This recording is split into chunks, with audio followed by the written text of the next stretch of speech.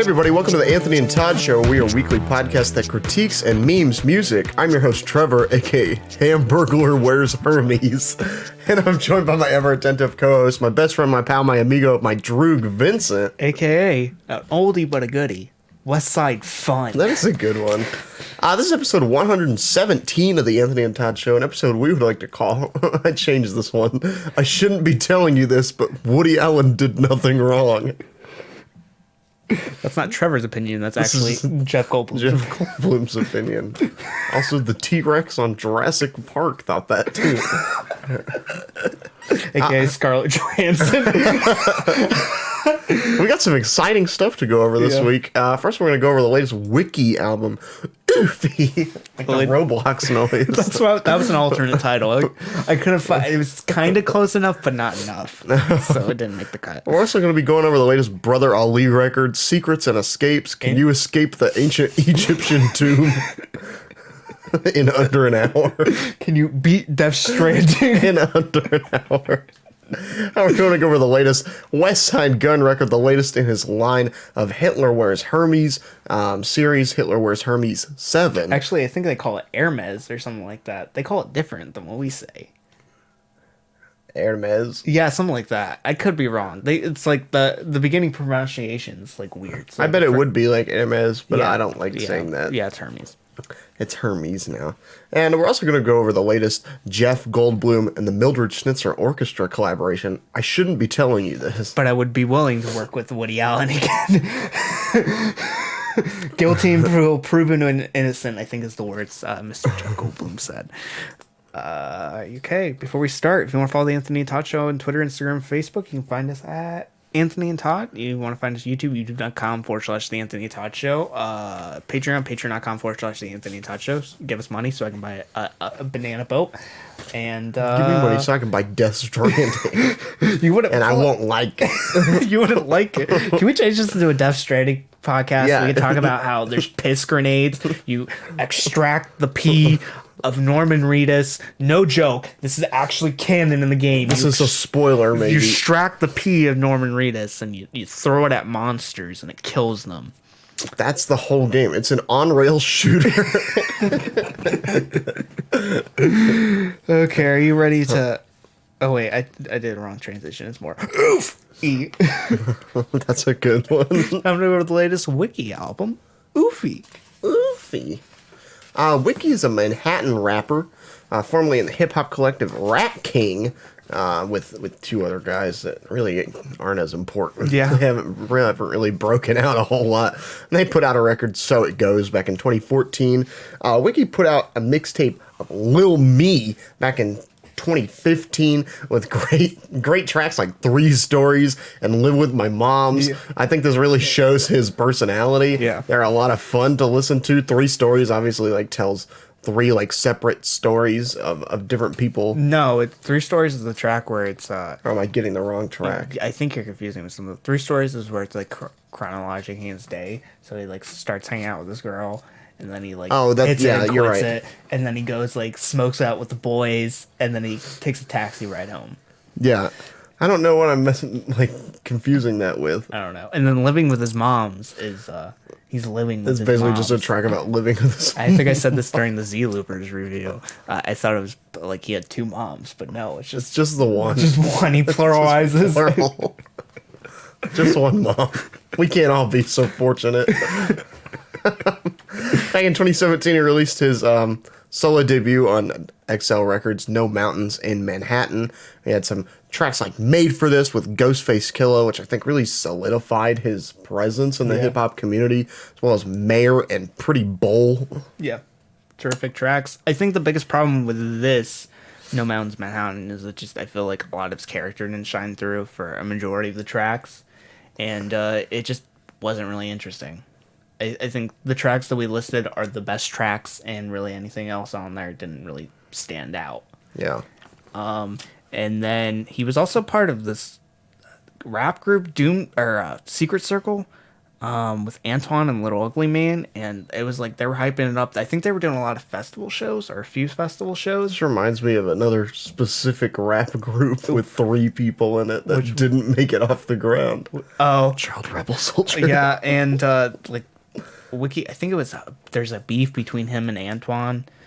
Because it's definitely not him and Little Ugly Man. Yeah, they still work together on like everything. They were on the Droog album, and then they're on this together. So like, I'm assuming it's just beef with him and Antoine. But yeah, they were gonna come out with an album. And they did some festival shows, but it was just all scrapped. An earlier year, he released the track "Cheat Code" and "Eggs." Both with actually showed off a lot of his personality. Cheat Code, he's listing off all the GTA games and comparing it to like actual cities. It's like, this is not Liberty City, it's NY. Just going through it very tediously. It's funny. Eggs had this fantastic Mad Lib beat. He's talking about how eggs getting scrambled, eggs getting poached. He's just making some lovely breakfast. I'm not sure Wiki always has a lot to say, but anytime he does say anything, I think it's pretty funny. Yeah. Going over this, it is 14 songs, 43 minutes, and it's good. It could be better, and it's kind of disappointing in that aspect because I think it could have been. I think I keep on. There's like gold standard for this, but it could have been his Droogs, Euro Droogs. It wasn't even close. Where I think it's just like the solidification of that character and like the highest prospect of what it could be. This is like very confused. Yeah. And it's not bad, and it doesn't like take down the entire it kind of does in certain aspects, but it doesn't like completely tarnish it. I think the biggest problem is first half Wiki is very defiant. He's very bold, very loud, and really doesn't care what anyone else has to say besides himself, and he believes he deserves more praise for the work he's put in throughout his career. Mm-hmm. And I think it actually comes off as very flashy and fun. The second half, he's kind of a little bit more introspective and very minor because there's a lot of braggadocio throughout this entire thing, but like it kind of tarnishes. We're not getting enough introspection to where it matters.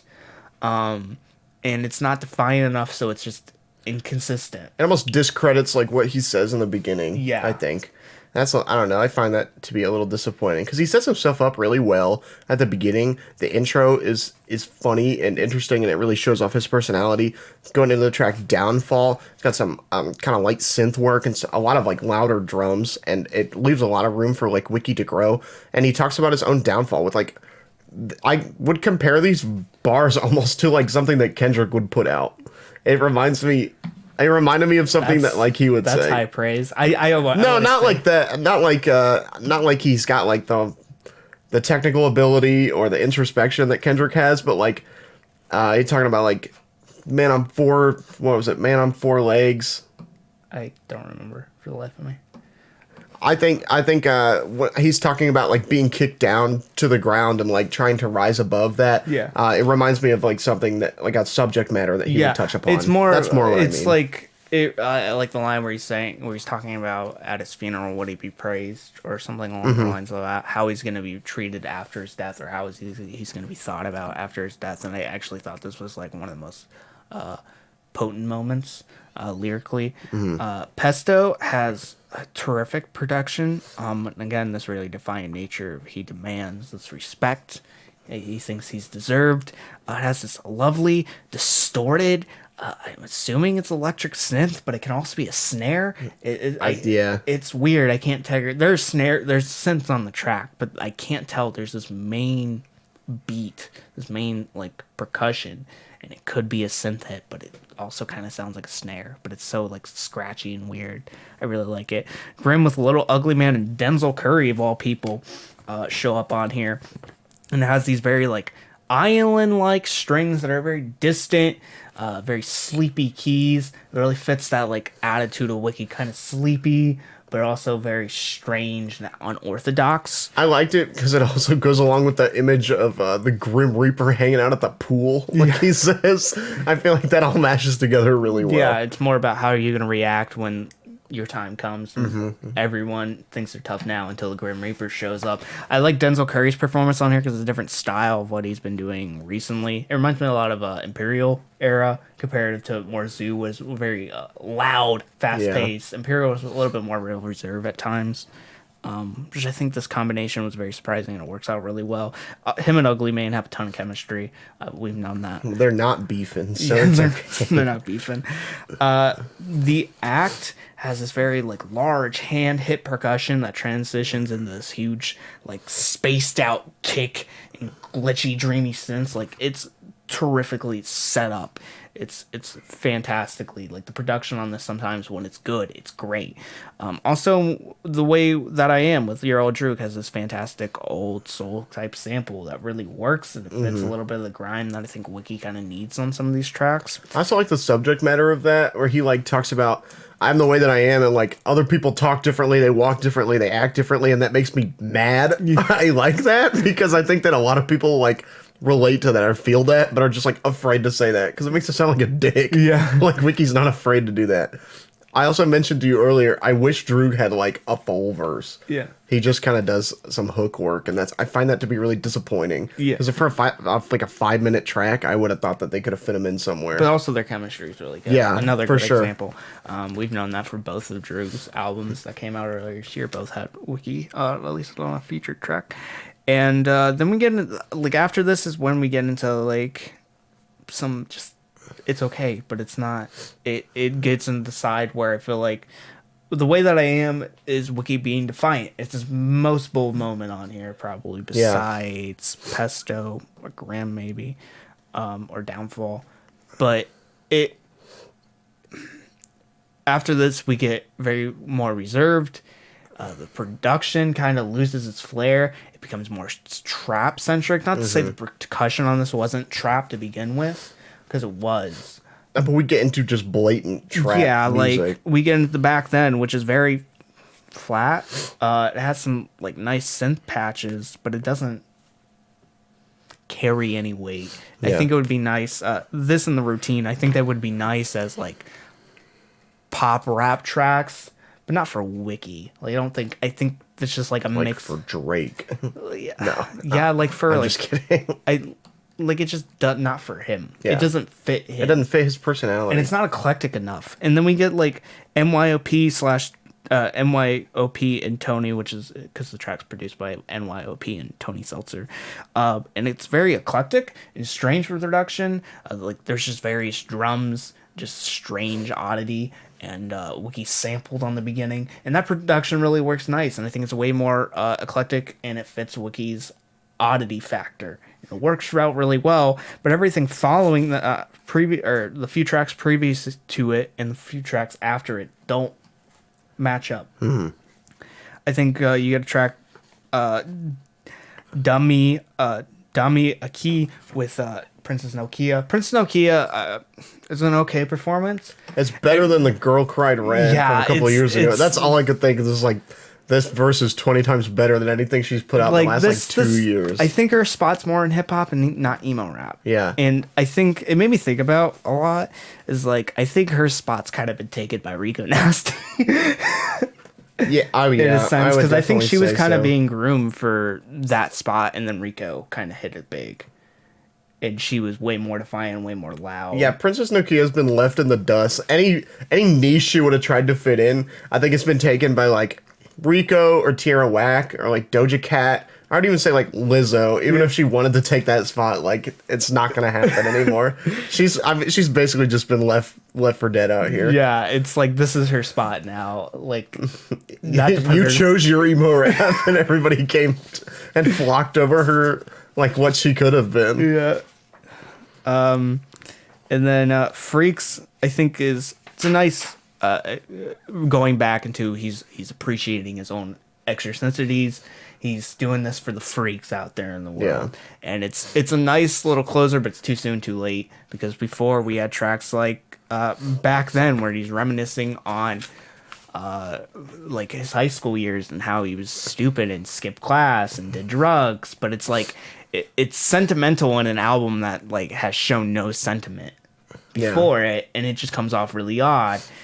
Like he's very insecure on the second half, or not super insecure, but he shows insecurity in the first half when he's so defiant. He's able to look back at himself, which I think sometimes for artists is a really good thing, but I think here it's kind of an off because he was so willing to be defiant in the first half that it comes out. Also, the trap background in the second half, the production not necessarily bad because I think the production on here is good, but I think it just doesn't fit him.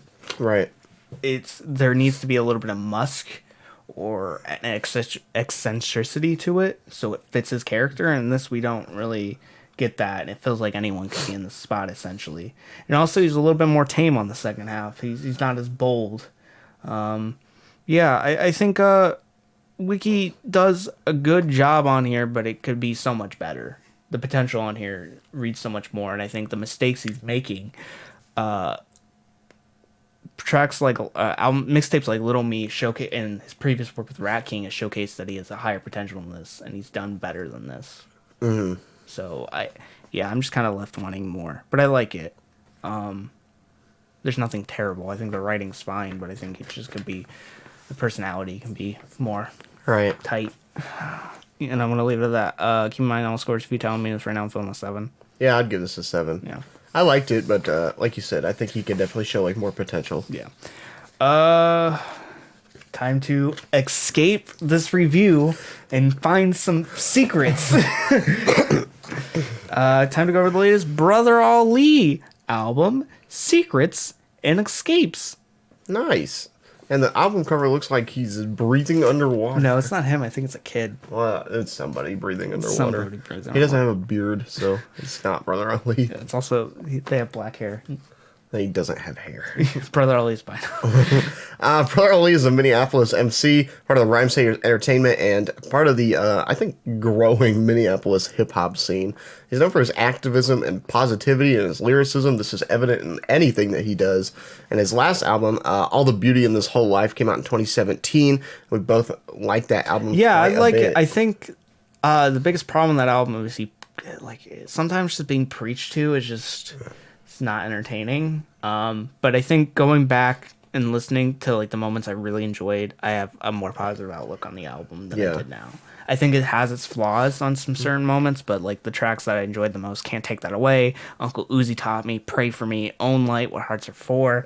Some of the moments where he just gets to explore his stories and just be a storyteller, talking about how he had flight troubles and he was put on a no-fly list.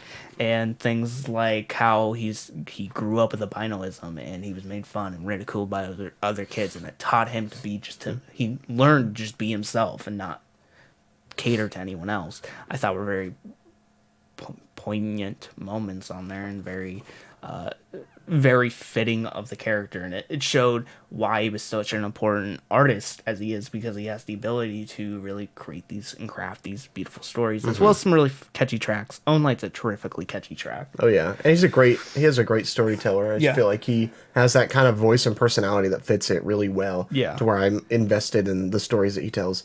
This latest album, Secret and Escapes, is a collaboration with MC and producer Evidence, and I assume this is from Bandcamp.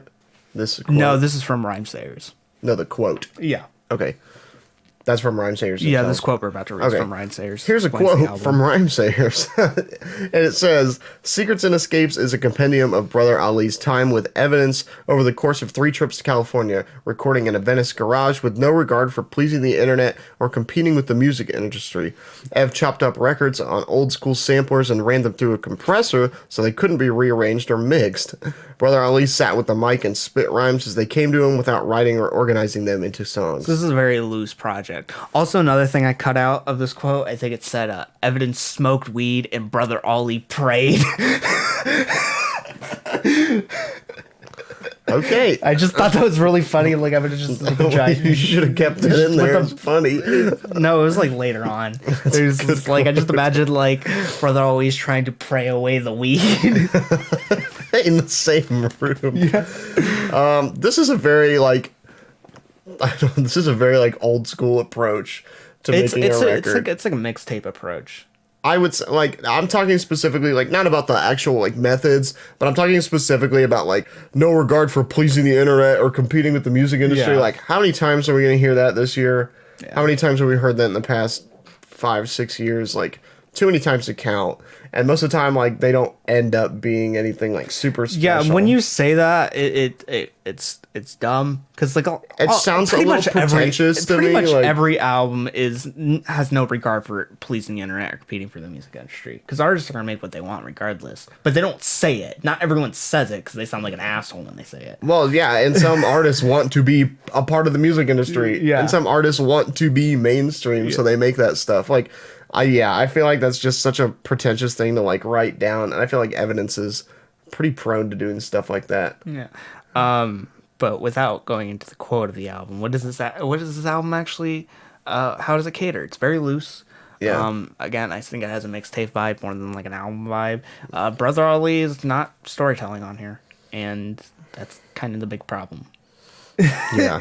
Is he's not really saying anything of note, and while he's not saying anything of note, he's still preaching to me, and it doesn't work. It reminds me of some of the problems I had with Chance the Rapper's The Big Day. He's not saying anything volatile, but he's still preaching to me like it is.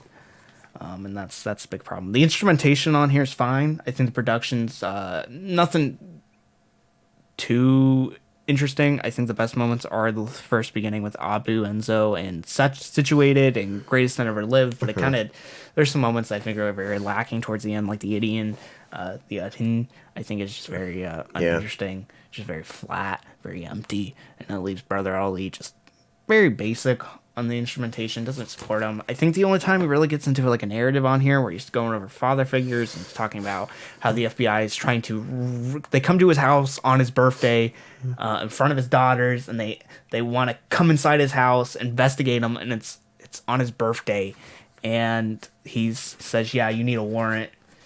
And that's about it. There's no like progression to the story. It's just like a big beat of the track, and it doesn't really say anything. Right. I And guess there's we don't really know what happens. There's like, no really critique of it either, besides the fact that it was just it's bullshit. just like it happened. Yeah, it happened, and that's all I really got out of here. And it's just more like Brother Ali trying to preach out positive energy, but there really isn't a whole lot to this. It's just pretty empty. It's a lot of braggadocio, weirdly enough. Yeah, it seems weird coming from him. Yeah, and he's talented. He's technical. Both of them are technical on each side. Whether it's production or rapping, I think both of them are really good at the role they have on this project. But like, Brother Ali should be telling stories, Right, and making critiques and making statements, and he really doesn't do that on this. Not to say all these tracks are fine, because there's tracks on here I like Situate and Father Figures, and I like Apple Tree Me, but I think it's pretty small. The C.S. Armstrong feature on here, he has a very soulful voice, works out really well, but just put him on the outro. And this track's only like a minute and something, and I feel like I could expand it out to more. Talib Kweli is on this, and I feel like he's very unnoteworthy, which that's disappointing to me, because I feel like these are two like rap legends in their own way. Yeah, and they just don't work well together. Yeah. Like, I think that they would have chemistry out like in the studio outside of being on a track together, but when they get together, I find it to be really boring. And especially in this setting where it's like there's no writing. Brother Lee's more of a lyricist than he is a rapper. I feel or like a freestyle artist. But he doesn't like. That's not what he's trying to freestyle on here without writing his stories down, and I feel like it's not working out for him. Yeah. He's doing too much praying. He should be doing more weed smoking. They should switch sometimes. Whoops, he accidentally released his prayer album. That's what they should do. They should switch. Sometimes Evidence should pray, and Brother Ali should smoke weed. That would even everything out. But there really isn't a lot here. They Shot Ricky is a very like nothing ending. I think the second half of this is very empty. Even Evidence and Brother Ali, I think they have some decent amount of chemistry when Evidence is featured on here as a rapper. But it really doesn't amount to much. That's it. This album it's fine. It's listenable. It's passable. What it doesn't do anything terribly. It just, again, it could be more. It's promoted as an album instead of like a mixtape or something loose. So, I don't know. I'm going to leave it at that. Keeping my own scores. Futile Mealist, random phone up, 5.6. I give it like a 5.5. Yeah. And, yeah, it's time to now have some Westside fun. Boo, boo, boo, boo, boo, boo. So, because we just got out of the spooky season, so that's why it's boo. I see. Time to go over Westside Gunn's Hitler Wears Hermes 7. There are a few things that are as consistent in life as one of the Griselda boys releasing a record like every month. Death, taxes, a Griselda record near every month. Pretty darn close. Westside Gunn is a Buffalo MC and the founder of Griselda Records. He's the brother of Conway the Machine. We talked about this 20,000 times. Cousin of Benny the Butcher. Recently signed to Rock Nations. It's a publishing deal with Shady Records with What Would Shin Gun Do coming out on November 17th. So we got 2 in 1 month this time, baby. We're up this month.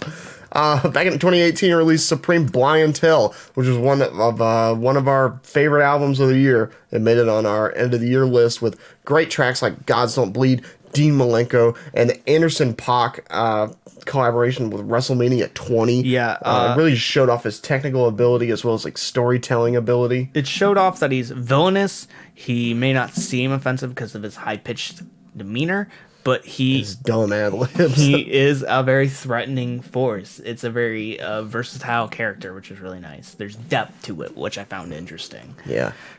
Also this year, earlier like in the summer, he released another record, Fly God is an Awesome God, with great tracks like the Mad Lib collaboration, Gun Lib, which I really enjoy. I find myself returning to quite a bit, even though it's only like just over a minute. Dance Floor Love and Batista. I found this one to be a little lacking. Yeah. We didn't rate it nearly as high as Supreme Blientele, but it was still a fun listen. I still find him consistently fun. And that goes for the couple other the Westside Gunn projects we've reviewed over the last like year and a half or whatever. They've been entertaining, but some they range from like okay to good. Yeah. Somewhere in that range. I never find him to be bad or unlistenable. I never find him to be like super generic. Yeah. Because I still think that he brings a lot of personality and like just goofy lyricism to what he does.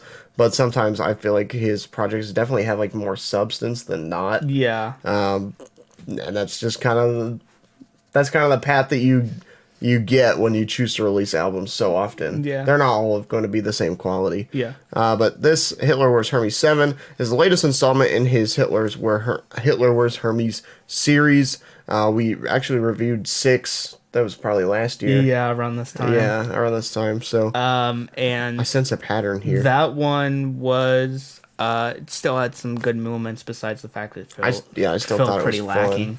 fun. So this new album mixtape thingy features production from the likes of Alchemist, Derringer, DJ Green Lantern, Static Selecta, Animos, and J.R. Swifts, among others. Pretty much just a beefed up crew. A lot of great producers on here. And it features the likes of DJ Drama, Conway, Benny the Butcher. Also, Fat Joe's on this thing. And also Keisha Plum. Who was also featured on Supreme Blientele. Yeah, and pretty much every Westside Gunn project that I think we've reviewed so far. Yeah, I mean, pretty close to it. Yeah. So what is this thing? I was expecting something very loose, like Hitler Wears Hermes. They call it Hermes, I think.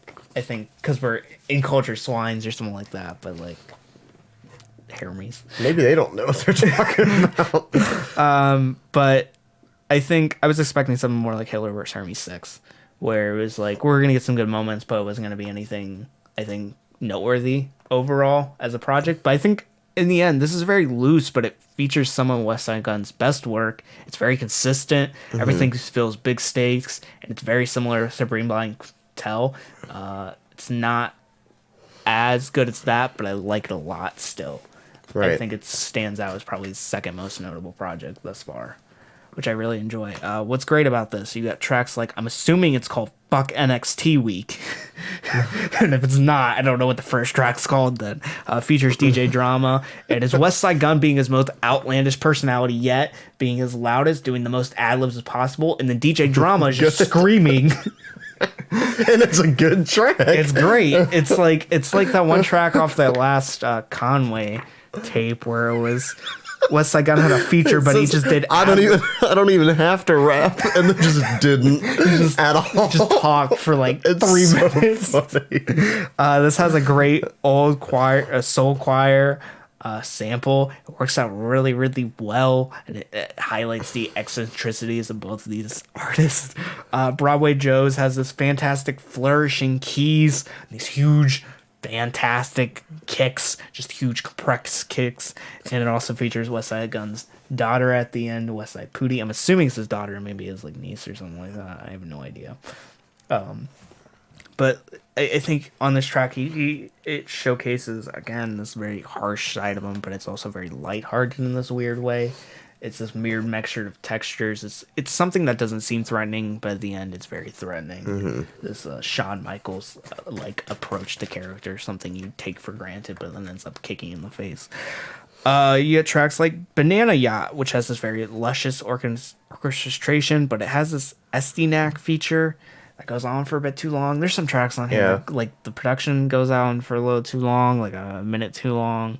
This SD feature just feels like it's just going on forever. I mean, it's not terrible, but it doesn't. That's kind of I feel like that's kind of a Griselda thing, is like letting your features just kind of do whatever they want, and not really like cutting them off. Gone Deck has these very sneaky keys and this huge thumping atmosphere of Westside Gunn. Feels like he's very like hidden in the shadows and he's about to jump on you at any moment. Like he's waiting. He's that animal. Tackle you. Yeah. Kelly's Corner has these huge horns, and the chemistry between Fat Joe and Westside Gunn is surprisingly entertaining.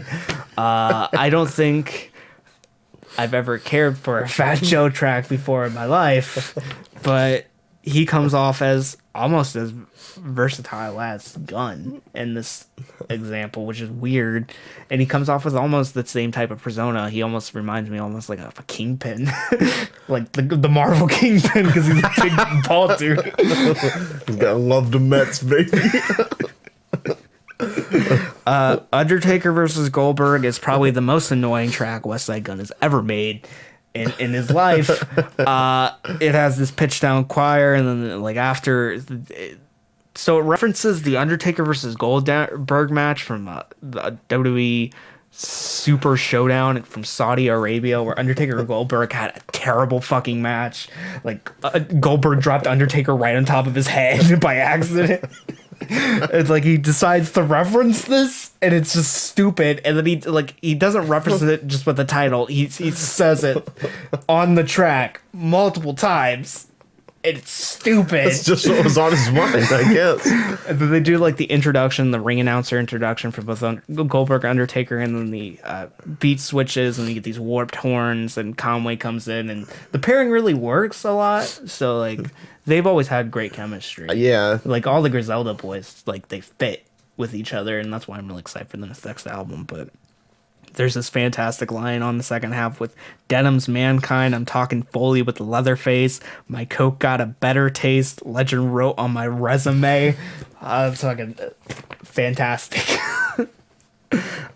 Whoopie is his is his second most annoying track, but I love it nonetheless.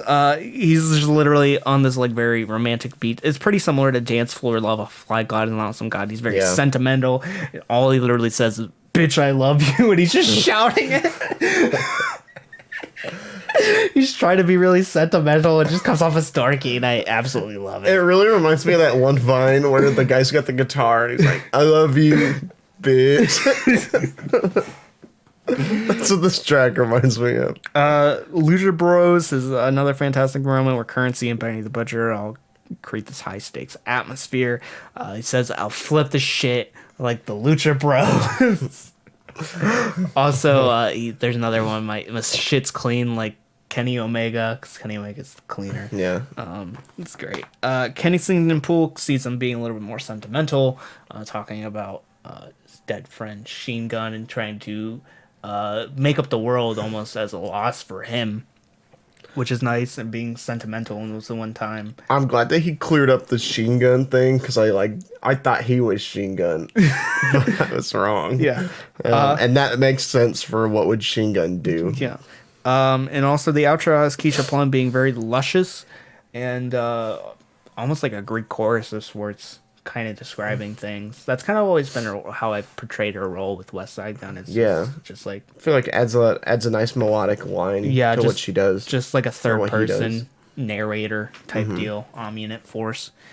I really like this. I think this is a lot of fun. It's consistently good. Westside's features all work with them. I think sometimes they just go on too long. I think sometimes the beat outros go on like a minute too long. But this is a lot of fun. Like, I can't really complain about this because it's a loose Westside Gunn. There's like no stakes to this, but Westside Gunn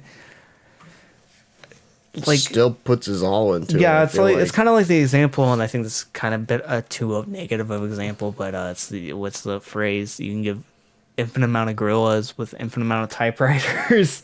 One's gonna write Hamlet. Yeah.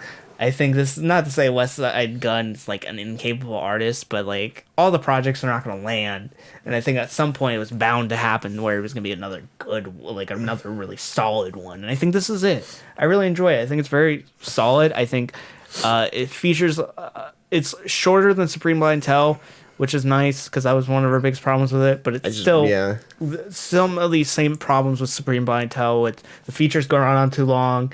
The instrumentation outros go on too long, and it's like the best moments are the ones where it's essentially like you get like almost 1 to 2 minute tracks, like from Whoopi all the way to Lucha Bros. You got Whoopi, Love You, Cool G, It's Possible, Lucha Bros. Like it's average like 1 to like 3 minute tracks, and it's that perfect range where nothing really goes on too long.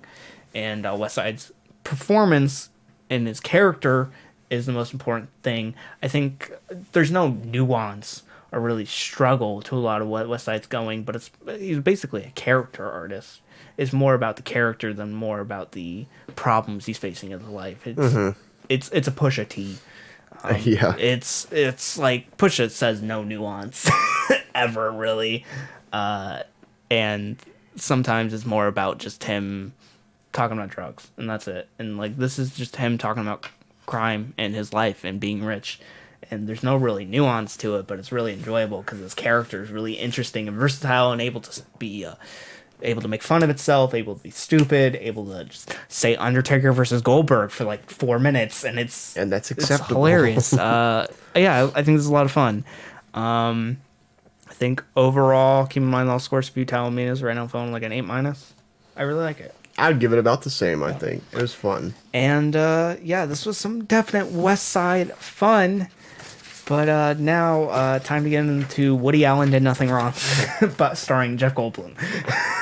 That's not... I think we're taking it out of the context, because he didn't say that. He said he was willing to work with Woody Allen. We've kind of been memeing it up a little bit too much. He's not true Scarlett Johansson. He's not trying to be a devil's... what is it? The devil's advocate for Hitler, like Scarlett Johansson is sometimes. It's time to go to the latest Jeff Goldblum and the Mildred Snitzer Orchestra album. I shouldn't be telling you this, but he told us anyway. Jeff Goldblum is an actor in hit films like Independence Day, The Fly, and the Jurassic Park series. And he has this band, the Mildred Snitzer Orchestra, and they perform a weekly jazz show at the LA Club Rockwell every week, like I said. And for these studio albums, they kind of recreate the atmosphere of their club. At least for the last one. They did for the Capitol studio sessions, and I feel like they did pretty similar for this one as well. There's not like a live crowd like there was for the last one. Oh, I guess that's true. This one's more just like, it's just vocal jazz. This one's very like studio setting, where I think it's not as entertaining that way. I like it. I think this is fun. These are more like novelties for us, because I think all the previous tracks on the last album were covers. All the previous on the tracks on here are covers. There's no like original content. The playing's fine. Jeff Goldblum's a very talented pianist. Pianist. Yeah, okay. So penis. He's a very talented pianist. He's a very talented pianist, and these are just like very fun, lighthearted jazz albums that are just entertaining. There's nothing like hurtful. He's not like killing genre. This is like a hobby for Jeff Goldblum. It's not like a money making interest, even though I think he's like part of Universal Music. He's making some money off of this, but I think it's more for fun. It's more for fun than anything else. This isn't like his job. And I think that comes through in the atmosphere. I feel like it's very light, it's very loose. I think some things I can critique this album on, besides the fact that there isn't really a lot of there isn't any original content on here, is that there's female vocalists throughout this entire thing. A few of them, you got like Sharon Van Etten, Miley Cyrus, Fiona Apple. They all kind of sound the same. And I think that's kind of more what the style vocal jazz does. It kind of gets rid of a lot of the characteristics. This is true. You do have so to like do that. Sharon Van Etten's always a little bit hazy, a little bit nostalgic, filtered out a little bit, and on this she's just very clear, present, which I think. And then Miley Cyrus doesn't have any twang, which is good, because this is I've been going over some of the worst music of the year, just like reminding myself of it for Year and Less next month, and I re-listened to Catitude, and I try to be devil's advocate and try to be smart about that. I should have been shot on the site for trying to devil's advocate, because that track's terrible. You can sense some of the twang, I think, in her voice, which makes her a little more like comparing notable this to, than like, something like Fiona Apple, but like definitely comparing this to like back. nothing breaks like a heart. It's Right. very like less. I think that's just kind of the style, like you said. Like It's the style of the genre. yeah, sure. Like the Sharon Van Etten track is an Irving Berlin cover, and like that has to be like that's a very clear tone. It has to be. That's kind of what the genre calls for. Yeah. There's not to say just because we get this kind of like very clear tone doesn't mean the moments are enjoyable. I really like the Miley Cyrus track, The Thrill Is Gone / I do too. Django. I really like Make Someone Happy with Gregory Porter. I find that be really cheery, bright, almost like a Christmas track, very nostalgic and warm. Yeah. And then Jeff Goldblum's very sentimental at the end with Little Man, You Had a Busy Day.